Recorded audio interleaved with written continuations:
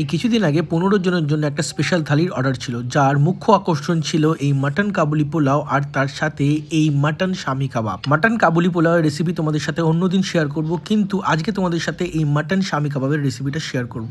আমি এটা হলফ করে বলতে পারি, এটা তোমাদের খাওয়া বেস্ট মাটন শামি কাবাব হতে চলেছে। তো কিছুই না, এই মাটন শামি কাবাব বানানোর জন্য প্রথমে আমরা শুকনো খোলায় গোলমরিচ, সাজিরে, গোটা গরম মশলা, বড় এলাচ আর জয়িত্রীকে ভালো করে ড্রাই রোস্ট করে ঠান্ডা হওয়ার পর ভালো করে বেটে নেবো। তারপর আদা, রসুন আর শুকনো লঙ্কাকেও ভালো করে বেটে নেবো। টেকনিক্যালি মাটন শামি কাবাব বানাতে একদম বোনলেস মাংস ব্যবহার করা হয়, বাট আমি এখানে হাড়যুক্ত আর সামান্য চর্বি নিয়েছি, যাতে ফ্লেভারটা আরো ইনহ্যান্স হবে। তারপর একটা পাত্রে মাংস, পরিমাণ মতো নুন, যে মশলাটা প্রথমে গুঁড়ো করেছিলাম সেটা, আদা, রসুন, শুকনো লঙ্কা বাটা আর ওভারনাইট ছোলার ডাল ভেজানো যেটা ছিল সেটাকে দিয়ে ভালো করে মিশিয়ে রেখে দেবো।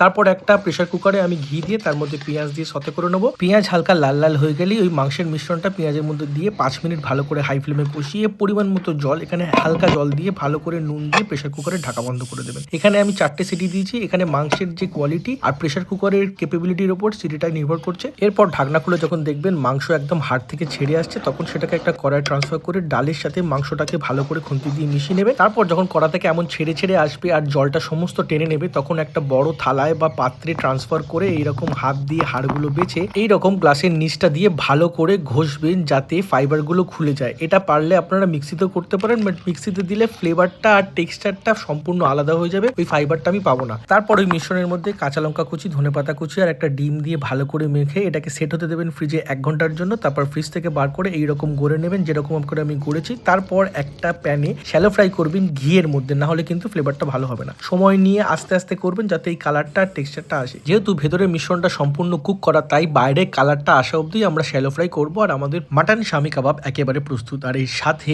ছিল মাটন কাবুলি পোলাও আর দম চিকেন। দম চিকেনের ভিডিও অলরেডি দিয়েছি, তোমরা যদি মাটন কাবুলি পোলাও রেসিপি দেখতে চাও আমাকে জানিও। আর শো স্টপার ছিল এই মাটন শামি কাবাবটা। ভেতরে ফাইবারগুলো দেখো, এক কথায় অসাধারণ। তো আজকে ভিডিও কেমন লাগলো অবশ্যই জানাবেন। Till then, tata.